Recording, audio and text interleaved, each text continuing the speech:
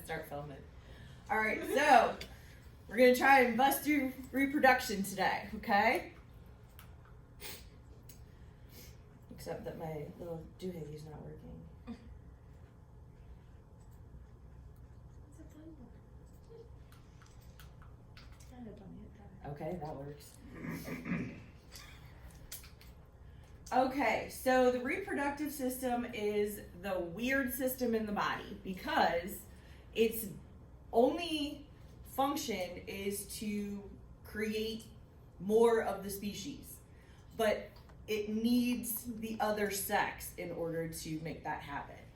So there are structures that are purely reproductive in the body that are not necessary for life.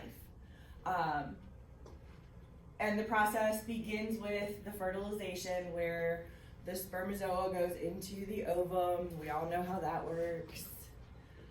So meiosis is when the cell divides to produce the basic reproductive cells.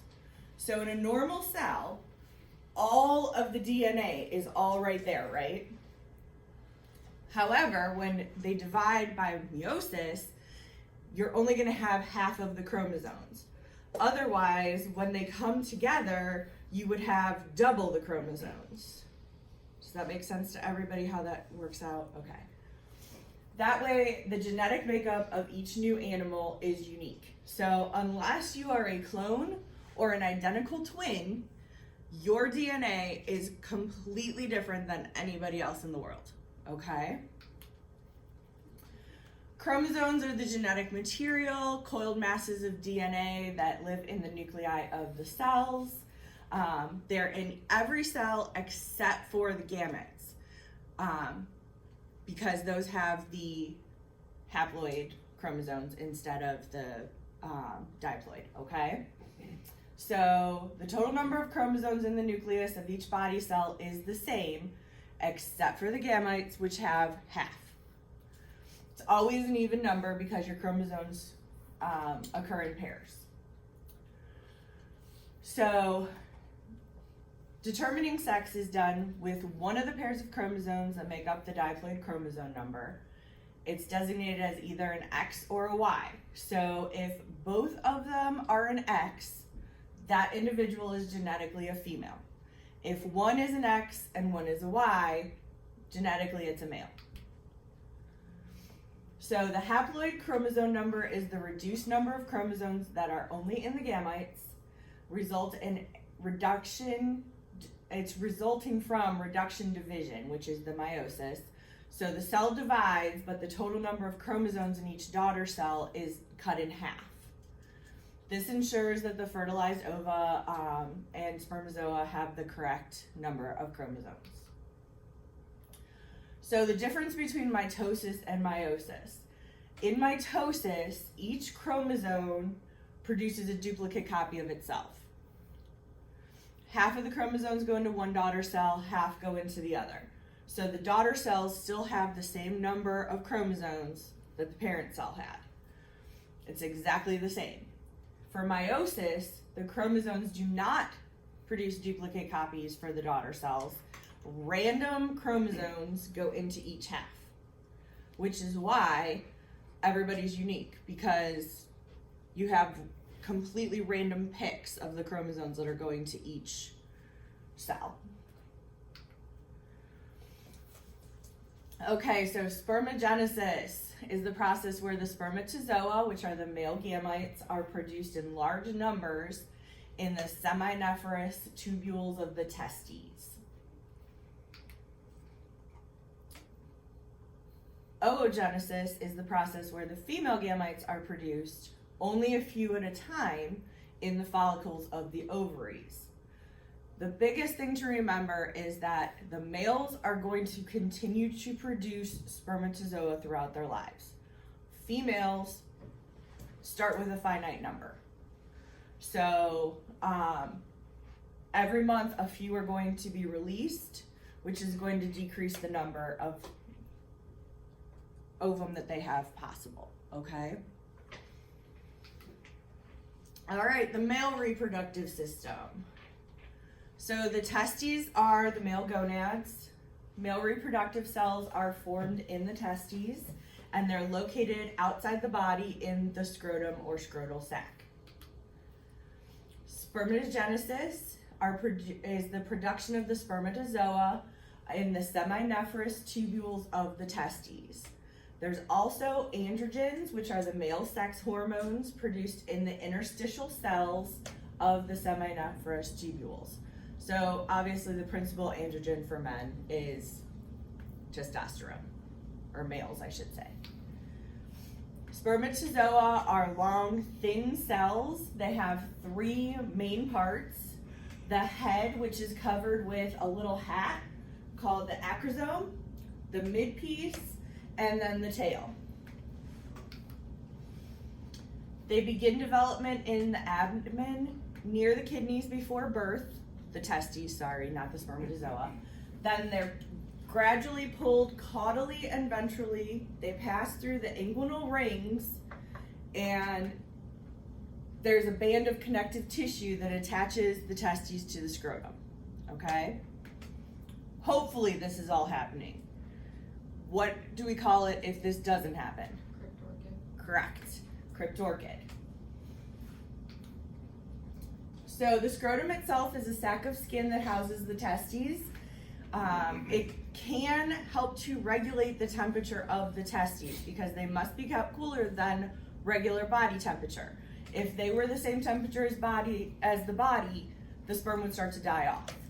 So the cremaster muscle passes down through that inguinal ring and attaches to the scrotum, and it adjusts the position of the testes in relation to the temperature. So if it's really cold, they're gonna go up. If it's really hot, they're gonna go down. And then they have this really cool thing going on where they have blood vessels that are exchanging the heat and keeping the temperature normal. So what happens is the blood that's flowing into the scrotum is heating the blood that's flowing out of the scrotum so that it's not as warm when it gets down there. But then it's re-warming it when it goes back up so that the body temperature itself stays normal. Does everyone understand how that works? So they're crisscrossing throughout here so that as it enters the scrotum, it's cooling. As it goes back into the body, it's warming. And that's happening in the Pemmiform plexus. So there's two layers of connective tissue that surround the testes and the spermatic cord. The visceral vaginal tunic is also called the proper vaginal tunic. The parietal vaginal tunic is also called the common vaginal tunic. The tunics become significant when we're doing a neuter. The tunica albuginea lies beneath the tunics. It's fibrous connective tissue capsule that encloses each testes. And then there's a septa that divide each testes into tiny lobes that contain the seminiferous tubules, which is where your sperm are starting off. So seminiferous tubules, spermagenesis takes place in the little U-shaped tube, which is the ready testes. Interstitial endocrine cells produce the androgens, and then your Sertoli cells are going to stop the body from attacking the sperm and killing them off. The epididymis is where the spermatozoa go for them to mature. It's just a flat ribbon-like structure, lies along the surface of the testes. Just like the spermatozoa, it has a head, body, and tail. The vas deferens moves the sperm from the epididymis up to the urethra during ejaculation. The sperm mix with secretions from the accessory glands to form semen. So in males, the urethra has two functions: the urinary function and the reproductive function of ejaculation. urine is blocked during ejaculation. The sphincter will actually close on the the ureter so that they can't happen at the same time. So you have two portions of the urethra. There's the pelvic portion and then the actual penile portion. Accessory reproductive glands are ducts of glands that enter the pelvic portion of the urethra. Different species have different combinations of the glands.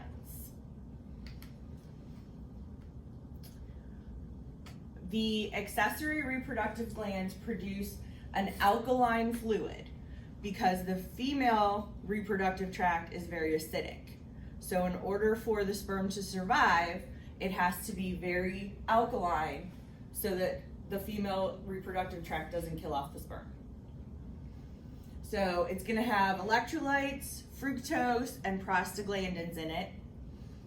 And that includes the seminal vesicles, the prostate gland, and the Cowper's glands.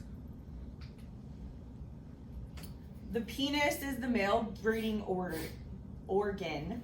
It's composed of muscle, erectile tissue, connective tissue, a very large blood supply, and many sensory nerve endings.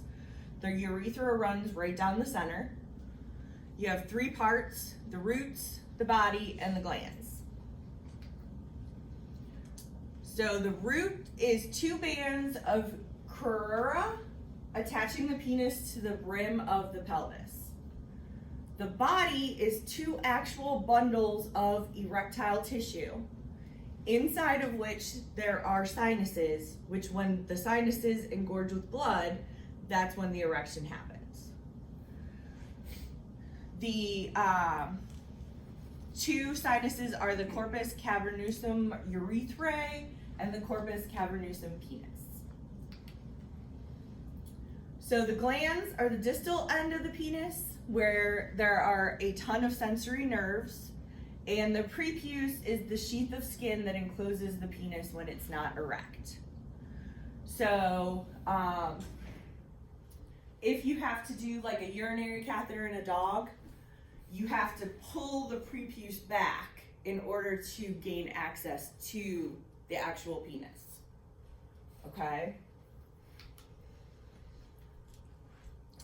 The urethra runs through the groove on the os penis, and the bulb of glands on a dog remains swollen after ejaculation, which is what causes the tie. Has anybody ever actually seen the tie? Yes? A lot of people freak out and try to like spray the dogs to get them to separate, but there's actually a bulb that engorges and keeps them tied together. So when they originally are mating, the male dog is mounting her from the back. After ejaculation, he can't release. So he basically like flips around and they're standing butt to butt until that gland reduces and they can separate. It helps dogs mate. That's all I can tell you. The horse penis contains large component of erectile tissue. The glands flare into a distinctive mushroom shape called the corona glandis, and the urethral process extends from the central depression called the fossa glandis. That just looks gross to me. The sigmoid flexure is erection results from straightening of the S shape of the non-erect penis. So you can kind of see here how this goes into an S shape, right? So when the erection happens, it's going to lengthen and relax this so that it's not being held into that S shape anymore, and it can straighten out. The penis then protrudes from the prepuce for breeding, and then the retractor penis muscle will pull the penis back into that non-erect S shape. So male reproductive functions would be erection, where the penis enlarges and stiffens to prepare for breeding, as well as ejaculation, the process by which the semen is expelled from the penis. Moving on to the girls. So the female reproductive system is just a smidge more complex than the boys. It produces sex hormones, develops the gametes, receives the male gametes, furnishes a site for the gametes to fertilize the ova, provides an environment for the embryo to grow and develop, carries the embryo, and then pushes the embryo out when it's fully developed.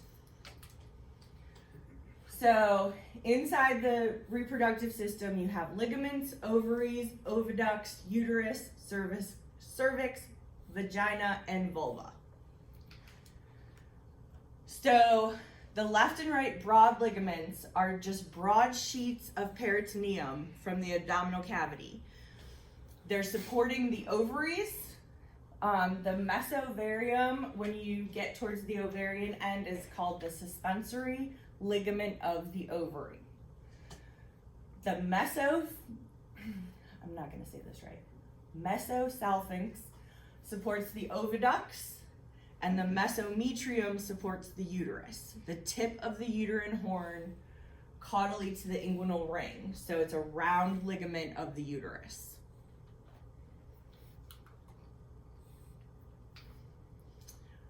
So the ovaries are the female gonads, which are going to be the equivalent of the male testes. The shape varies depending on the species of animal that you are looking at, and it has two main functions, which is to produce the gametes in the follicles, which is the oogenesis, and produce hormones. Both estrogen and progesterone are going to be created by the ovaries. So uniparous species are where the ovaries produce one mature ovum per cycle. Notice that does not say one ovum, it's one mature ovum. So in order to get that one mature ovum, it's gonna release several eggs. They're just not all gonna make it. So these would be like horses, cattle, humans that only typically have one offspring per pregnancy. The multiparous species, the ovaries are going to produce multiple mature ova per cycle, and that's when you have litters for cats, dogs, sows, that type of thing, okay? So the ova are not constantly produced like the sperm are. There's a cyclical sequence of events that is influenced by your follicle stimulating hormone and your luteinizing hormone. So during the cycle, the immature oocyte is surrounded by a single layer of the flattened follicle cells. This is where it becomes activated, so it's called follicular activation. We didn't get real creative when we were naming things in reproduction. The oocyte starts to grow in size. Glycoprotein called zona pellucida layer forms, and then granulosa cells start to multiply, and an antrium is formed. The oocyte sits on a mound of cumulus oophorus. The zona pellucida is surrounded by corona radiata. Stop it. And this is when estrogen is at the peak level. So why is this important? What does estrogen do during the female heat cycle? Come on, guys. Doesn't it tell the male that she's ready to be bred? Yes. It's going to change her behaviors, and it's also going to change her smell. So that's going to signal the male that she is ready to mate. During ovulation, the mature follicle actually ruptures. The gamete is released into the oviduct, which is now called an ovum. It's now called an ovum, sorry. And the empty follicle fills with blood to form the corpus hemorrhagicum. So the corpus luteum is formed from the cells lining the corpus hemorrhagicum. It produces prostogens needed to maintain pregnancy if that ova gets fertilized.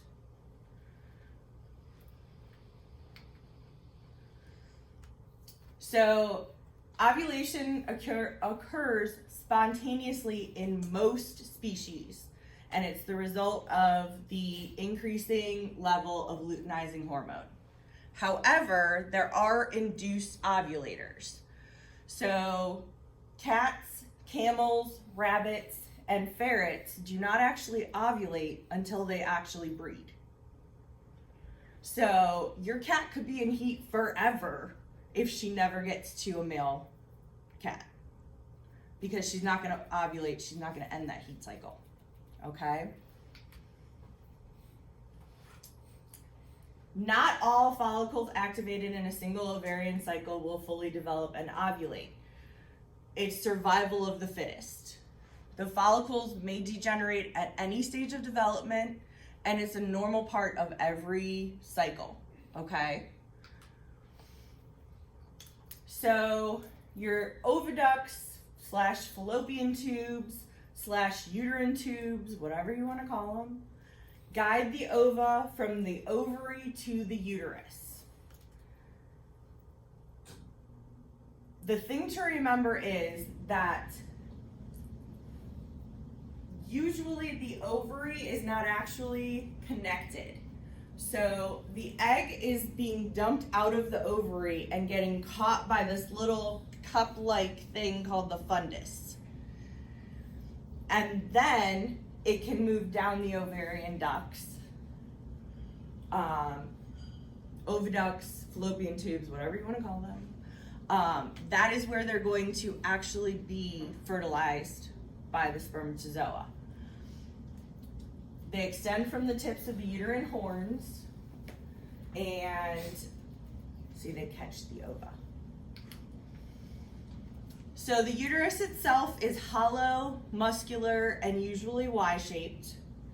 Has anyone actually seen a spay done? A regular spay or a PIO? Both. Both? Yeah. Okay. Would you say it looks like a Y? Yeah. More so, I think, when it's a PIO, because it gets all filled up and It's huge. yeah, gets huge. I have a question. What's a pile? Pyometra, Okay. when it fills up with pus. Okay. Yeah. I have plenty of pictures if anyone wants to see. Yeah. Yeah, we're gross. We take pictures of really gross stuff. I actually have a rule that my niece is no longer allowed to play with my phone because she found that picture of the dog with the googly eyes that I showed you guys last week, and I might have terrified her for life. I'm not sure. So the uterus is actually going to form part of the placenta and the afterbirth, and it has 3 layers: the endometrium, the myometrium, and the perimetrium. The cervix is just a smooth muscle sphincter between the body of the uterus and the vagina. It's going to be tightly closed, except during estrus, so that it can be fertilized or actually giving birth. The vagina is a muscular tube that receives the penis during breeding time and also acts as a birth canal during parturition. The vulva is the vestibule, where the urethra actually opens up on the floor of the vestibule. And then you have the clitoris and the labia in the vulva as well. So the estrus cycle or heat period. There's a definite period in each reproductive cycle where breeding can take place. The time from the beginning of one heat cycle to the beginning of the next is also called the estrus cycle. So sometimes if you're talking to somebody who's in reproduction, they can confuse you because they'll call it estrus when they're ready to breed, but they'll also call it estrus for the whole cycle.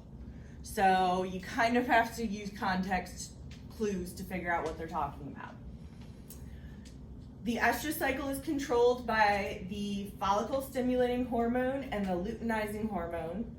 And different animal species have different patterns of the estrus cycle. Do you guys want to go ahead and take your break and we can continue with this?